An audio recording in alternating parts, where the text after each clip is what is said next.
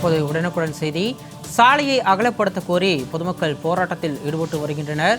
மதுரை வளையங்குளம் பகுதியில் சாலையை அகலப்படுத்த கோரி மக்கள் திடீரென சாலை மறியல் போராட்டத்தில் ஈடுபட்டு வருகின்றனர்.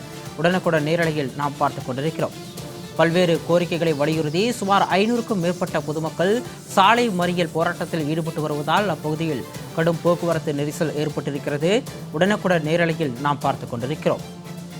மதுரை மாவட்டம் வளையங்குளம் பகுதியில் சாலையை அகலப்படுத்த கோரி பொதுமக்கள் திடீரென சாலை மறியல் போராட்டத்தில் ஈடுபட்டு வருகின்றனர்.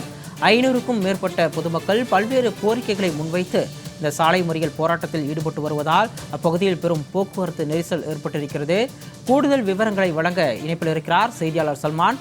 வணக்கம் சல்மான். தற்பொழுது திடீரென 500க்கும் மேற்பட்ட மக்கள் சாலை மறியல் போராட்டத்தில் ஈடுபட்டு வருவதால் அப்பகுதியில் பரபரப்பான ஒரு சூழல் நிலவி வருகிறது. அவர்களுடைய பிரதான கோரிக்கை என்னவாக இருக்கிறது? மதுரை விமான நிலையம் அருகே உள்ள வளையங்குளம் அருப்புக்கோட்டை தேசிய நெடுஞ்சாலை பகுதியில் 38 கோடியே 28 லட்சம் மதிப்பீட்டில் மேம்பாலம் கட்டும் பணியானது நடைபெற்று வருகிறது.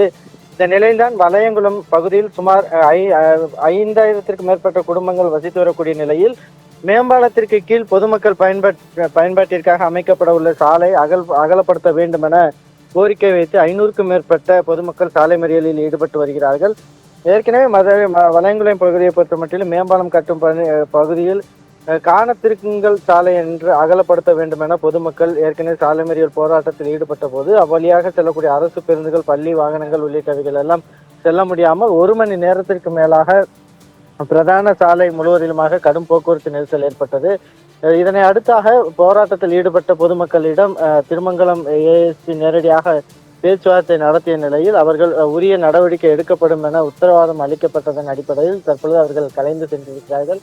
அந்த வளையங்குளம் பகுதியை பொறுத்த மட்டிலும் ஏற்கனவே அதிக அளவிற்கான விபத்துகள் நடைபெற்ற நிலையில்தான் மேம்பாலம் அமைக்கும் பணிகளானது நடைபெற்று வருகிறது. அதே போன்று அந்த வளையங்குளம் பகுதியை பொறுத்த மட்டிலும் அதிக அளவிற்கான கிராமங்கள் மற்றும் அந்த பகுதியில் இருக்கக்கூடிய அரசு பள்ளிகள் மற்றும் பல்வேறு கல்லூரிகளுக்கு செல்லக்கூடிய பிரதான பகுதியாக இருக்கக்கூடிய நிலையில் இதுபோன்று மேம்பாலம் அமைத்துவிட்டு கீழே சாலை அமைக்கப்படாவிட்டால் அந்த பகுதி மக்கள் நீண்ட தூரம் அலைந்து திரியக்கூடிய ஒரு சூழல் உருவாகும். எனவே அந்த பகுதியில் சாலை அமைக்க வேண்டும் என்பதுதான் அவர்களுடைய பிரதான கோரிக்கையாக உள்ளது. மேம்பாலம் அமைக்கும் பொழுதே அவர்கள் நேரடியாக அதிகாரிகளிடம் இதை பற்றி கூறிய நிலையில் தற்போது வரைக்குமாக அதற்கான பணிகள் முன்னெடுக்கப்படாத ஒரு சூழலில் தான் அவர்கள் மறியல் போராட்டத்தில் ஈடுபட்டு இருக்கிறார்கள். சிகாமணி,